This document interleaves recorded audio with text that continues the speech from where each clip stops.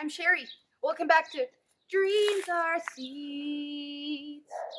Today, it's a very sunny day in the garden. This is not my usual video filming time, but first of all, I wanted to apologize for last week's missing video.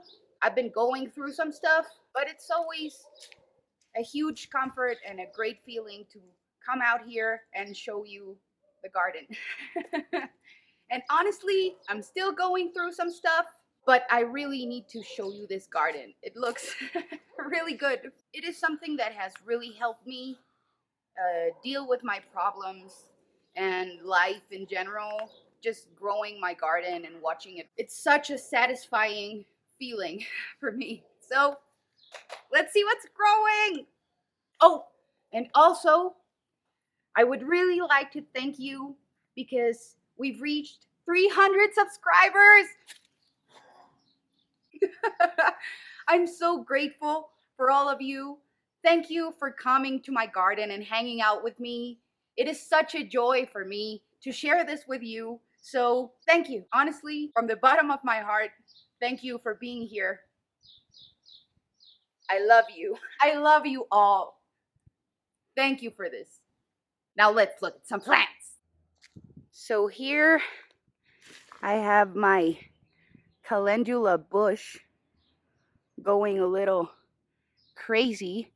I haven't deadheaded my flowers this week, so that's why there are some that look a little worse for wear, but it's just exploded in blossoms and I'm so happy.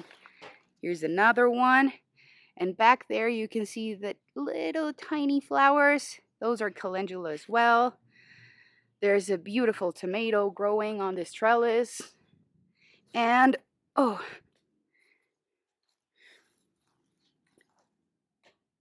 I'm very excited about this. I'm letting my black nebula carrot go to seed to save seed from this. And it's just looking stunning. Even the little flower heads are purple. I love this plant so much.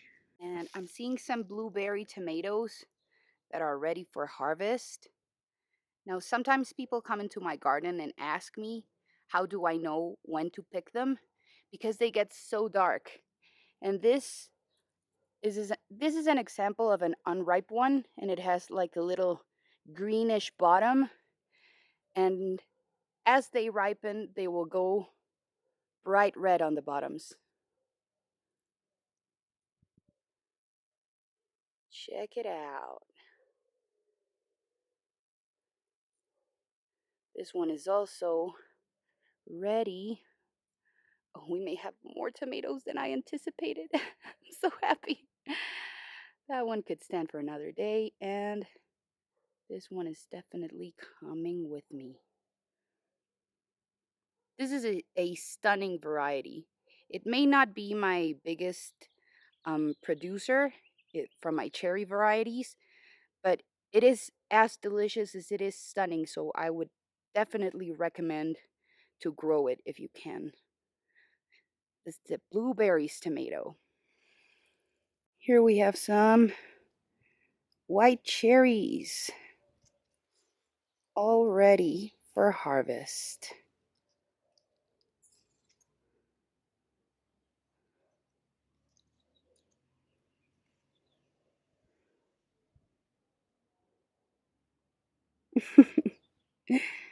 Lovely little handful. And my ever so lovely and persistent Japanese black trifle. This is definitely ready. Oop. It lost its hat. This one is ready as well. Oh, this is gonna be a good day. It's always a great day when I can eat some homegrown tomatoes. And here's how my kale bed is doing. The 1,000 head kale is still going pretty strong, showing no real signs of flowering. The dazzling blue is definitely looking like it's getting ready to flower. It's bushing up. and stretching out. So we'll see. But so far, the 1,000 head kale has great heat tolerance because the days have been getting pretty scorching. 10 out of 10. Now over here, this is an artichoke, and I'm so excited for it. I don't know if you can tell, but it's getting sizable now, and it just looks so stunning on the corner of my little bed there. Now here we have some more calendulas and nasturtiums. I had some tatsoi here that I resowed after it was stolen, but apparently it was attacked again. And here I have some failed beets that I'm gonna pull out. I mean, they don't look like a fail, but this is like a mammoth beet, so it should be gigantic, and it just looks decent.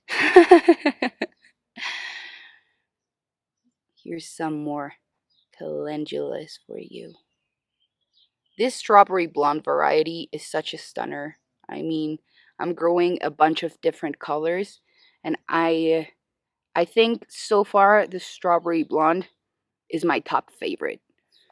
That's how the nasturtiums are looking, and over here I have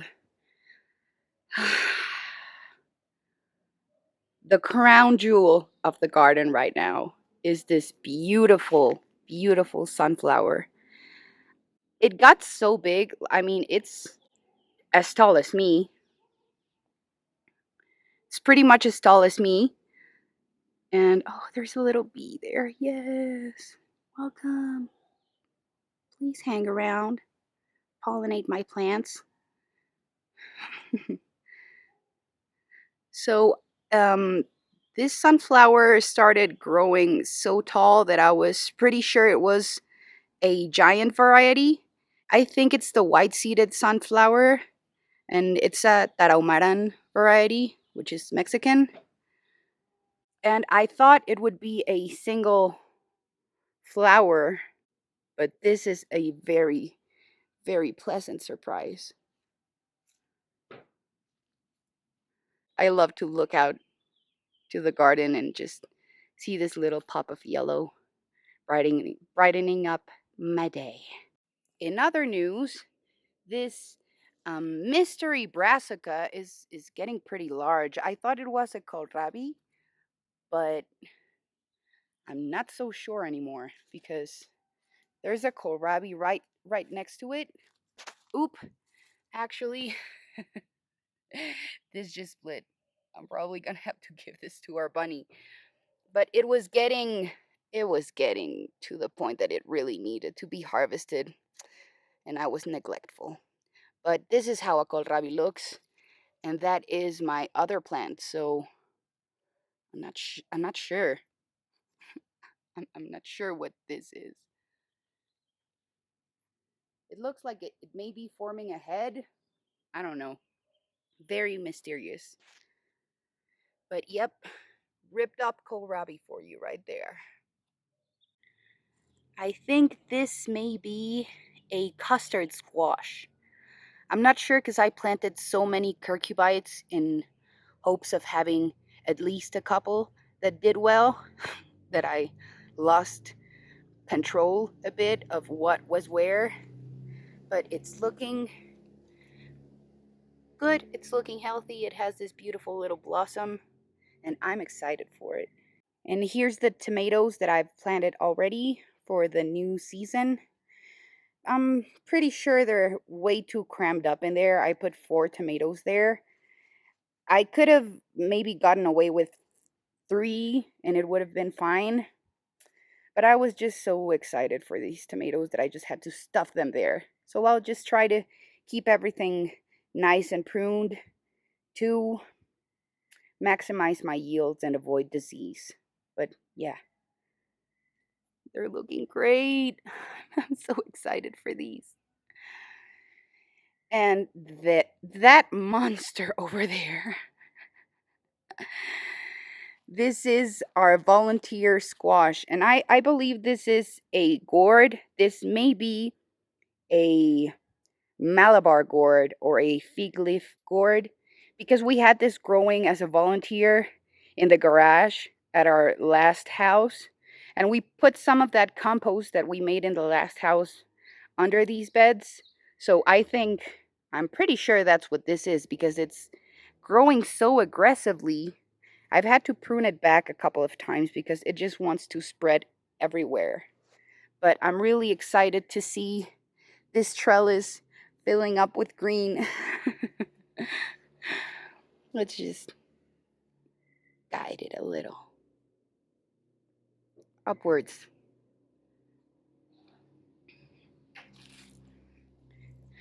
I also planted a bunch of peppers there. My peppers look really puny. They may have been stunted. I had a problem with my grow light and I had to move them out a little soon. And they do look a little stunted, but they are slowly but surely making some new growth. Hopefully this will be a nice little pepper patch in a couple of months. Here we have some more peppers. Here I planted some dwarf tomatoes.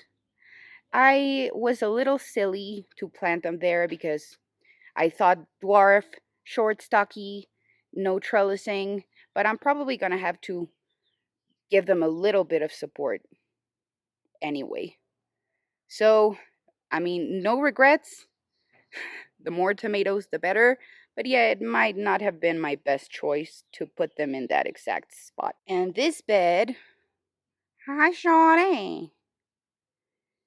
This bed has some of my eggplants. Most of my eggplants are in here. I have some pink tongue eggplants. I have some aswad eggplants, and I think I have a mitoyo eggplant around here. Some little dwarf tomatoes and more peppers because one can never have enough peppers. I may just be a little traumatized because I haven't done so well in my pepper growing days so far. But I'm hoping this is my year. These are a couple of eggplants as well. I believe these are aswad too. Yep. And this lovely site is my potato bed. And I am so excited for how big these plants are getting in such a short amount of time. They look great. Their leaves are nice and green. I hope they make tons of potatoes for me. Also, an update on the straw bales. My bales have been conditioned. I mean, I had a little hiccup where I couldn't be home for one entire day and I missed watering, but I don't think it's gonna really affect the process. I believe this is my hay bales and those are my straw bales. And so far, it kind of shows because the hay has a bunch of grass growing on it and the straw is pretty much grass free. So these bales are almost ready to be planted in. I'm going to be monitoring the temperature inside the bales today to see if I can stuff some tomatoes in them already. And if they are, I'll be sure to make a video on it. So that was it for today. Thank you for joining me for another one of this little garden tours. I'm really excited for everything that is really small and recently planted in the garden. We'll get to watch that grow together. And I'm just so ready to be swimming in tomatoes. So ready. Oh, I almost forgot our little harvest.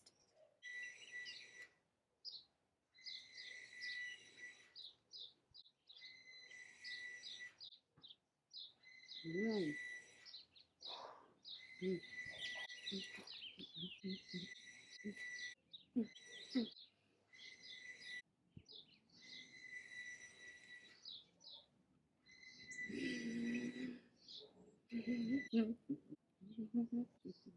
I so miss the flavor of blueberry tomatoes.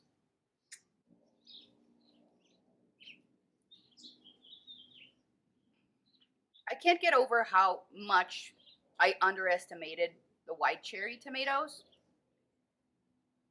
because they are great. Like, honestly, they're great. They're delicious. And they're very prolific. They kept growing through my mild, very mild, frost free winter. And they've just made me so happy. I took them for granted in my last garden, but they're here to stay now forever. I'm gonna go share these before I eat them all. And hopefully, I'll see you on the next one. I'll, I'll see you on the next one. I'll, I'll see you on the next one. I'll see you on the next one. Bye.